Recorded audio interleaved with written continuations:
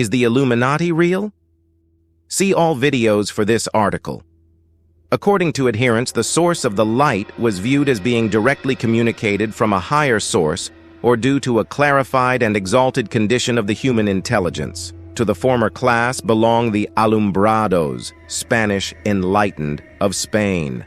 Spanish historian Marcelino Menéndez y Pelayo first finds the name about 1492 in the form aluminados 1498, but traces them back to a gnostic origin and thinks their views were promoted in Spain through influences from Italy. One of their earliest leaders, indeed, some scholars style her as a pre-Alumbrado, was María de Santo Domingo, who came to be known as La Beata de Piedrahita. She was a laborer's daughter, born in Aldeanueva, south of Salamanca, about 1485. She joined the Dominican order as a teenager and soon achieved renown as a prophet and mystic who could converse directly with Jesus Christ and the Virgin. Ferdinand of Aragon invited her to his court, and he became convinced of the sincerity of her visions. The Dominicans appealed to Pope Julius II for guidance, and a series of trials were convened under the auspices of the Inquisition. Her patrons, which by then included not only Ferdinand, but also Francisco Cardenal Jiménez de Cisneros and the Duke of Alba, ensured that no decision was taken against her, and she was cleared in 1510. Saint Ignatius of Loyola, while studying at Salamanca, 1527, was brought before an ecclesiastical commission on a charge of sympathy with the Alumbrados, but he escaped with an admonition. Others were not so fortunate. In 1529, a congregation of unlettered adherents at Toledo was visited with scourging and imprisonment. Greater rigors followed, and for about a century, the Alumbrados afforded many victims to the Inquisition, especially at Córdoba. The movement, under the name of Illuminati, seems to have reached France from Seville in 1623. It attained some prominence in Picardy when joined, 1634, by Pierre Guérin, curé of Saint-Georges-de-Roi, whose followers, known as Guérinettes, were suppressed in 1635. Another body of Illuminés surfaced in the south of France in 1722 and appears to have lingered till 1794, having affinities with those known contemporaneously as French prophets, an offshoot of the Protestant militant Camisards. Of a different class were the Rosicrucians, who claimed to have originated in 1422, but achieved public notice in 1537.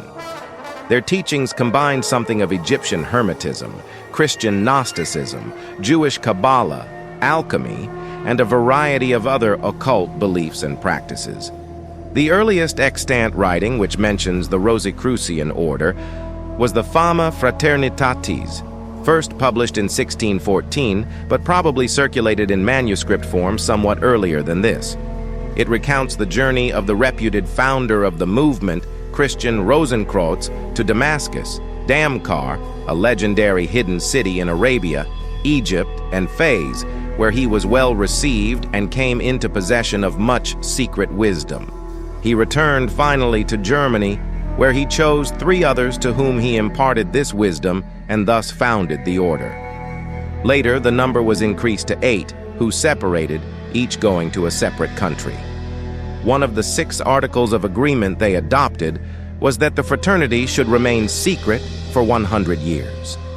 At the end of 120 years, the secret burial place and the perfectly preserved body of the founder were discovered by one of the then members of the order, along with certain documents and symbols held in very high esteem by Rosicrucians. The sacred vault was recovered, the members of the order dispersed, and the location of the vault was lost to history. The Fama ends with an invitation to some few to join the fraternity. Among those believed to have been associated with the order were German alchemist Michael Mayer, British physician Robert Fludd, and British philosopher and statesman Sir Francis Bacon. The Bavarian Illuminati. Perhaps the group most closely associated with the name Illuminati was a short-lived movement of Republican free thought founded on May Day 1776 by Adam Weishaupt, professor of canon law at Ingolstadt and a former Jesuit. The members of this secret society called themselves perfectibilists. Their founders' aim was to replace Christianity with a religion of reason, as later did the revolutionaries of France and the 19th century positivist philosopher Auguste Comte. The order was organized along Jesuit lines and kept internal discipline and a system of mutual surveillance based on that model. Its members pledged obedience to their superiors and were divided into three main classes. The first included novices, Minervals, and lesser Illuminati. The second consisted of Freemasons, ordinary, Scottish, and Scottish Knights. And the third or mystery class comprised two grades of priest and regent, as well as magus and king. Beginning with a narrow circle of disciples carefully selected from among his own students, Weishaupt gradually extended his recruitment efforts from Ingolstadt to Eichstätt, Freising, Munich, and elsewhere, with special attention being given to the enlistment of young men of wealth, rank, and social importance. From 1778 onward, Weishaupt's Illuminati began to make contact with various Masonic lodges, where, under the impulse of Adolf Franz Friedrich, Freiherr von Knigge, one of their chief converts, they often managed to gain a commanding position. It was to Knigge that the society was indebted for the extremely elaborate constitution, never, however, actually realized, as well as its internal communication system. Each member of the order had given him a special name, generally classical, by which he alone was addressed in official writing. Weishaupt was referred to as Spartacus, while Knigge was Philo. All internal correspondence was conducted in cipher, and to increase the mystification, towns and provinces were invested with new and altogether arbitrary designations. At its period of greatest development, Weishaupt's Bavarian Illuminati included in its operations a very wide area, extending from Italy to Denmark and from Warsaw to Paris. At no time, however, do its numbers appear to have exceeded 2,000. The order and its doctrines appealed to literary giants, such as Johann Wolfgang von Goethe and Johann Gottfried von Herder, as well as the Ducus Ernest II of Gotha and Charles Augustus of Saxe-Weimar-Eisenach. Such notables were claimed as members, although it is questionable if they were actually so.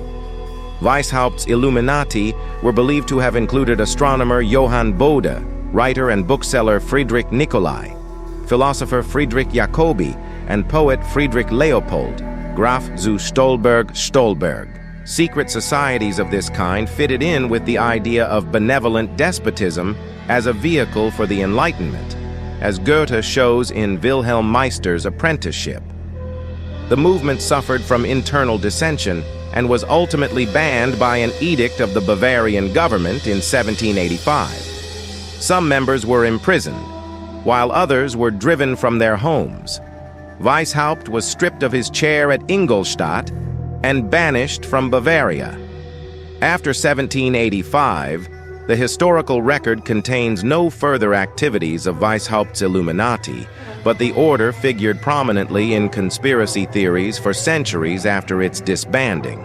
It was credited with activities ranging from the instigation of the French Revolution to the assassination of U.S. President John F. Kennedy, and the notion of an all-knowing cabal of ancient masters remained a powerful image in the popular consciousness into the 21st century.